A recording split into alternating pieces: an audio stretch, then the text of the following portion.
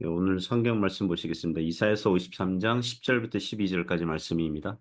여호와께서 그에게 상함을 받게 하시기를 원하사 질고를 당하게 하셨은즉 그의 영혼을 속건 제물로 드리기에 이르면 그가 실을 보게 되며 그의 날은 길 것이요 또 그의 손으로 여호와께서 기뻐하시는 뜻을 성취하리로다.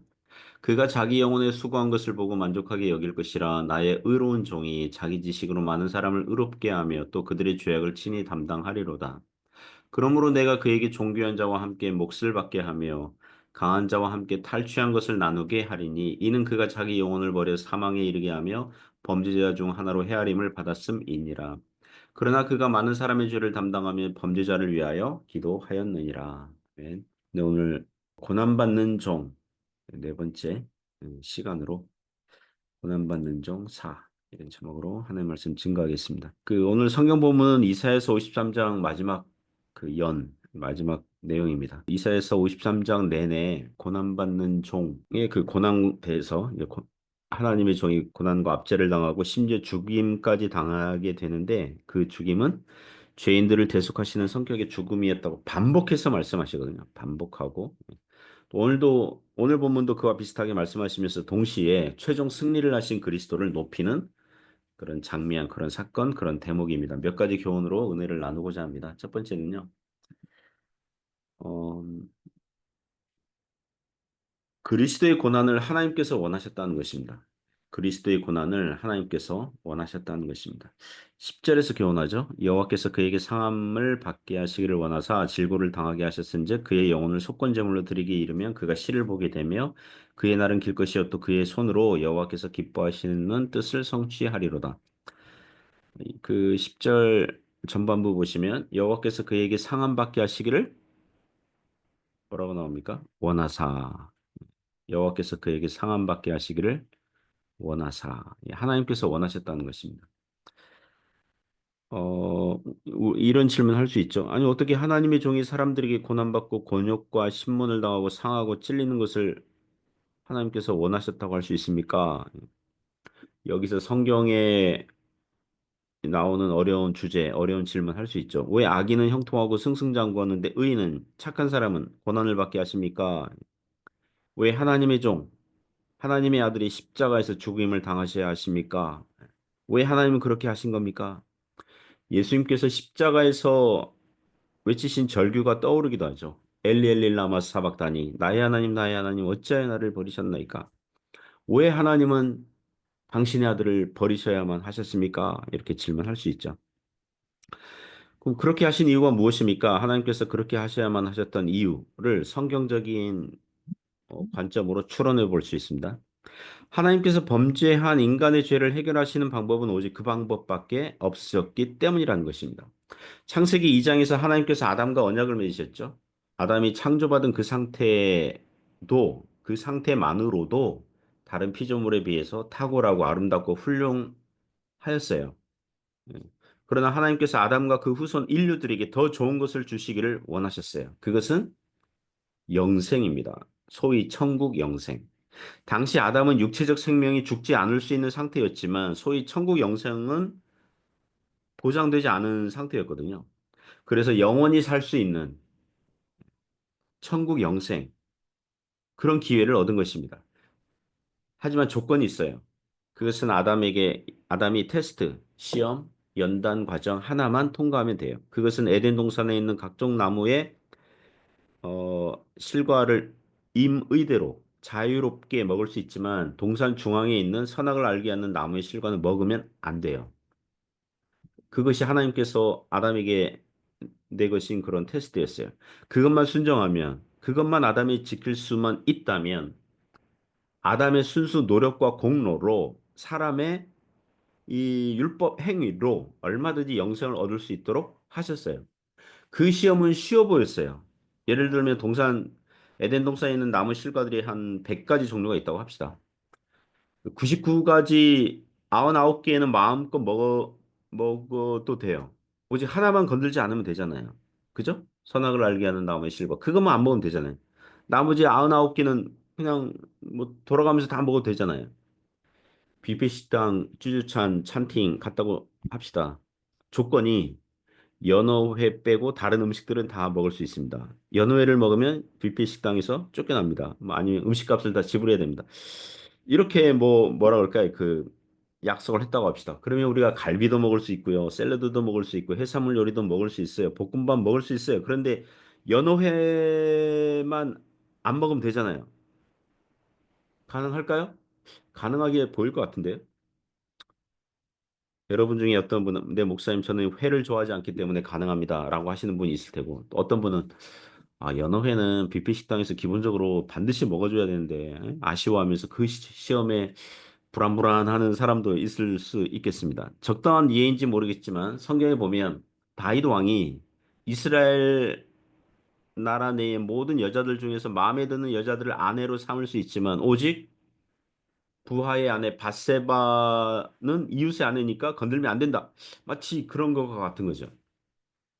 그러나 인간의 상상력과 호기심이 그리고 죄가 끌어당기는 특히 금지된 것에 대한 매력과 끌림이 강하게 영향을 받아서 그게 작동해서 또 뱀의 유혹이 더해져서 그만 아담은 금지된 실과를 먹고 맙니다. 그러므로 하나님과 언약한 것에 따라서 그 사람은 반드시 죽어야 되죠. 육체적 죽음은 물론 하나님과 영적 교제가 중단된 영적 죽음, 그리고 지옥에서 영원히 형벌받을 영원한 사망에 이르게 된 것입니다. 그와 같은 언약을 하나님께서 아담과 맺으셨고 그렇게 진행되는 것이 하나님의 뜻이었고 하나님의 정하신 바였어요. 만약 그 지점에서 하나님께서 마음이 돌변하셔가지고 인간을 아담을 한없이 불쌍히 여기셔서 아담아 네가 범죄했지만 이번에는 봐줄게.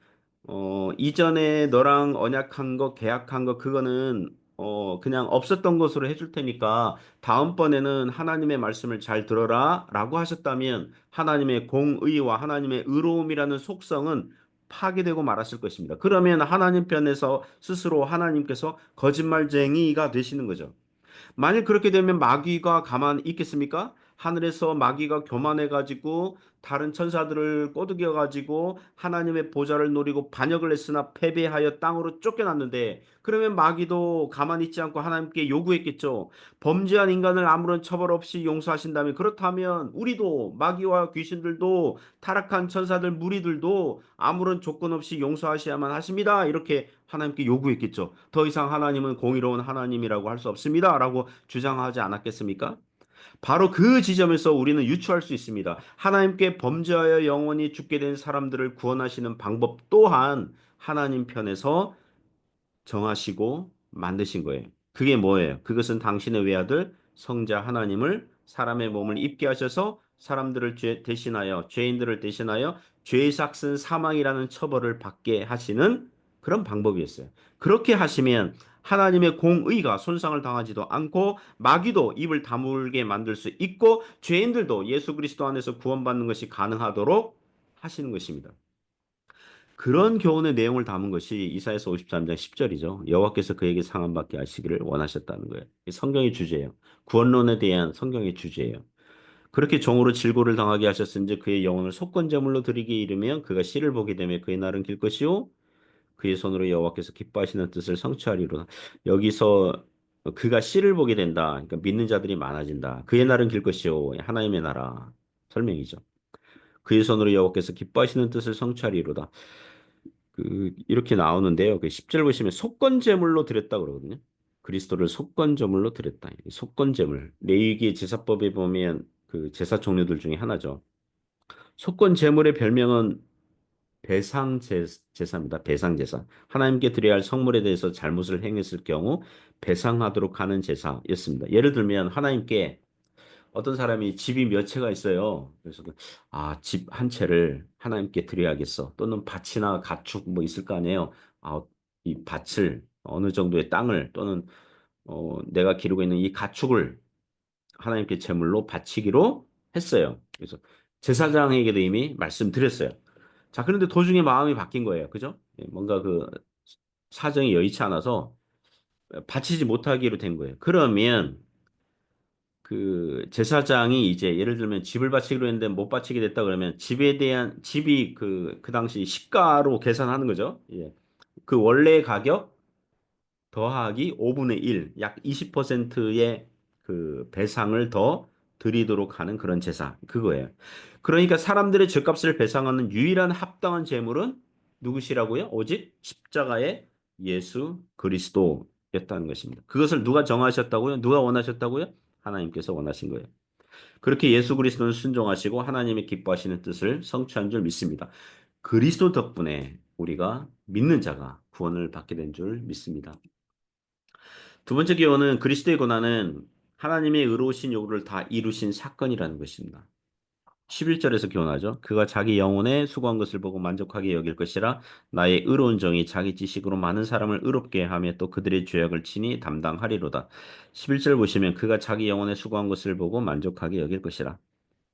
이 예언은 십자가에서 예수님께서 다 이루었다라고 선언한 사건이거든요. 예수님께서 그렇게 말씀하신 이유는 하나님께서 요구하신 것을 다 수행하셨기 때문에 다 순종하셨다는 평가와 확신을 하실 수 있었기 때문입니다. 재판장 되신 하나님의 공의가 만족되니 예수님께서 자기 영혼에 수고한 것을 보고 만족하게 여기실 수 있으셨던 거죠.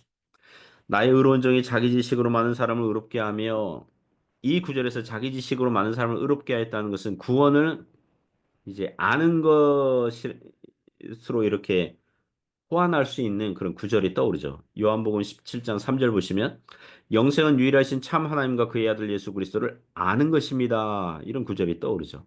예수님께서 하나님의 의로우신 요구가 무엇인지를 잘 아신 거죠. 그리고 지혜롭게 순종하신 것입니다. 또 그들의 죄악을 친히 담당하리로다. 또다시 그 예수님의 사역은 대속, 속죄 사역임을 말씀하는 거죠.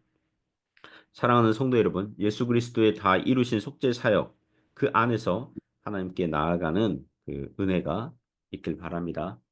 세 번째 교훈은요. 그리스도의 고난은 승리의 사건이라는 것입니다. 십자가는 승리의 사건입니다. 12절에서 교훈하죠.